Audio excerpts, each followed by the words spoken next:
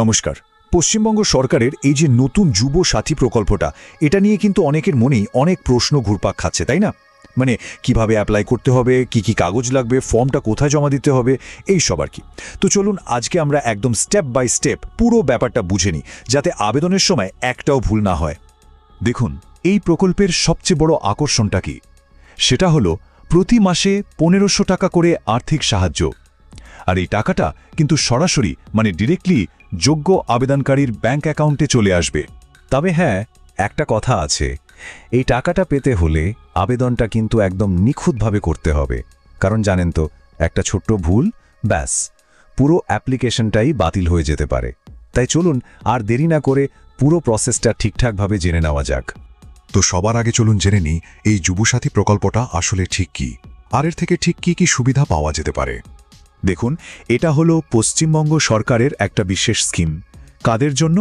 রাজ্যের সেই সব বেকার যুবক যুবতীদের জন্য যাদের বয়স ২১ থেকে ৪০ বছরের মধ্যে।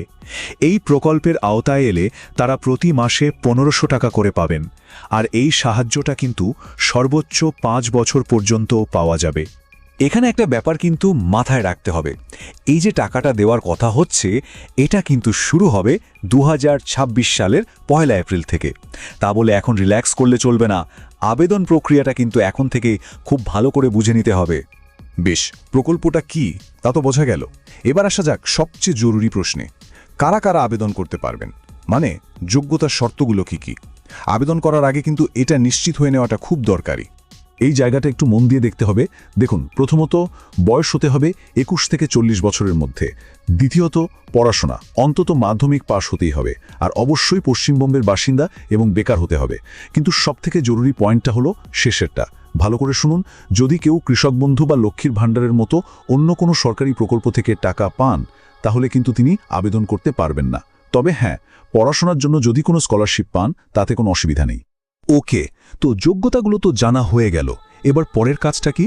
পরের কাজ হলো দরকারি সব কাগজপত্র বা ডকুমেন্টসগুলো এক জায়গায় গুছিয়ে রাখা, যাতে ফর্ম ফিল আপ করার সময় আর কোনো তাড়াহুড়ো করতে না হয়। তাহলে চলুন এক ঝলকে দেখে নেওয়া যাক কি লাগছে। ১ নম্বরে একটা রিসেন্ট পাসপোর্ট সাইজের রঙিন ছবি। ২ আধার কার্ডের একটা কপি। ৩ মাধ্যমিকের অ্যাডমিট কার্ড আর পাস সার্টিফিকেটের কপি। ৪ নম্বর হলো যে ব্যাংক অ্যাকাউন্টে আধার লিঙ্ক করা আছে সেই পাসবুকের প্রথম পাতার একটা কপি। আর হ্যাঁ, যদি SC ST বা OBC সার্টিফিকেট থাকে, তাহলে সেটারও একটা কপি কিন্তু সাথে রাখতে হবে। বেশ, ডকুমেন্টস তো রেডি। এবার আমরা আসছি সবথেকে গুরুত্বপূর্ণ ধাপে, মানে ফর্মটা ফিল আপ করা। এখানে কিন্তু প্রত্যেকটা ছোটখাটো ব্যাপারে খুব নজর রাখতে হবে। আগেই বলেছি, একটা সামান্য ভুলে কিন্তু পুরো আবেদনটাই বাতিল হয়ে যেতে পারে। প্রথম আর সবচেয়ে বেসিক নিয়মটা হলো, পুরো ফর্মটা কিন্তু ইংলিশ ক্যাপিটাল লেটারে মানে বড় হাতের অক্ষরে লিখতে হবে। একটাও ছোট হাতের অক্ষর ব্যবহার করলে কিন্তু চলবে না, এটা মাথায় রাখতেই হবে।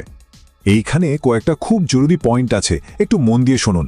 ১ নাম লেখার সময় খেয়াল রাখতে হবে, মাধ্যমিকের অ্যাডমিট কার্ডের ঠিক যেরকম স্পেলিং আছে হুবহু সেটাই লিখতে হবে।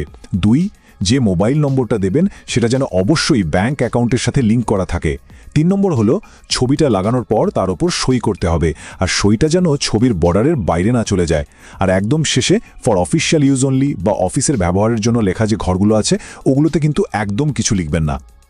আচ্ছা, একটা কথা বলি, জানেন কি, এই ফর্মের ঠিক কোনো একটা জায়গাতে সবথেকে বেশি ভুল হয়, আর যে ভুলের জন্য হাজার হাজার আবেদনপত্র বাতিল হয়ে যায়। চলুন সেই মারাত্মক জায়গাটাই এবার দেখে নেওয়া যাক। ফর্মে ঠিক এই প্রশ্নটা করা হবে, আপনি কি অন্য কোনো রাজ্য সরকারি সামাজিক সুরক্ষা প্রকল্প থেকে আর্থিক সহায়তা পান, শিক্ষাগত সুবিধা ও বৃত্তি ব্যতীত? বিশ্বাস করুন, এই একটা প্রশ্নের উত্তরই ঠিক করে দেবে আবেদনটা টিকবে নাকি বাতিল হবে। এই জায়গাটা একদম মাথায় গেঁথে নিন। এই প্রশ্নের উত্তরে কিন্তু অবশ্যই না বা নো অপশনে টিক দিতে হবে। যদি কোনো কারণে ভুল করে হ্যাঁ বা ইয়েসের টিক দিয়ে দেন, তাহলে কিন্তু আর কোনো কথা হবে না, আবেদনটার সঙ্গে সঙ্গে বাতিল। কারণটা খুব সহজ, এই স্কিমটা তো শুধু তাদেরই জন্য যারা অন্য কোনো সরকারি ভাতা পান না। তো পুরো ফর্মটা ঠিকঠাক ফিল আপ হয়ে যাওয়ার পর একদম শেষে দেখবেন একটা সেলফ ডিক্লারেশন বা স্বঘোষণাপত্র আছে।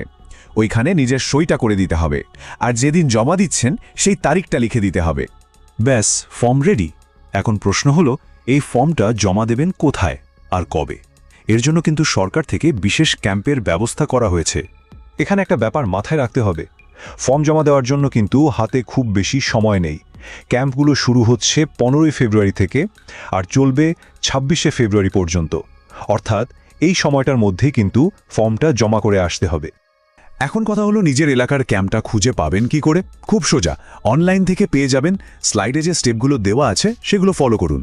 প্রথমে aapswbgov.in এই ওয়েবসাইটে যান। ওখানে ফাইন্ড ইয়োর ক্যাম্প বলে একটা অপশন দেখতে পাবেন, ওটাতে ক্লিক করুন। তারপর ড্রপডাউন থেকে নিজের জেলা, বিধানসভা আর ব্লক সিলেক্ট করলেই আপনার এলাকার ক্যাম্পের তারিখ আর ঠিকানা সব কিছু লিস্ট চলে আসবে।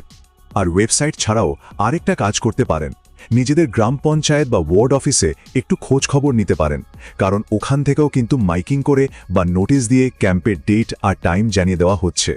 তাহলে চলুন যাওয়ার আগে সবথেকে জরুরি পয়েন্টগুলো আরেকবার কুইকলি রিভাইজ করে নিই। 1. আবেদন করার আগে নিজের যোগ্যতাটা ভালো করে দেখে নেবেন। 2.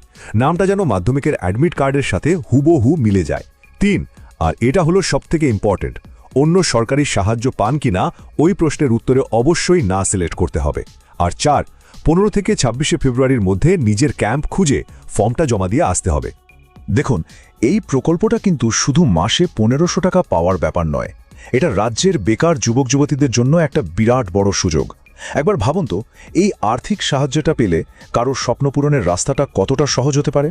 হয়তো কারোর পড়াশোনায় কাজে লাগবে, কেউ চাকরির পরীক্ষার প্রস্তুতি নেবে, আবার কেউ হয়তো নিজের পায়ে দাঁড়ানোর লড়াইয়ে একটু ভরসা পাবে। এই সাহায্যটা কার জীবনে ঠিক কী পরিবর্তন আনতে পারে এটা নিয়ে অবশ্যই ভাবার অবকাশ আছে।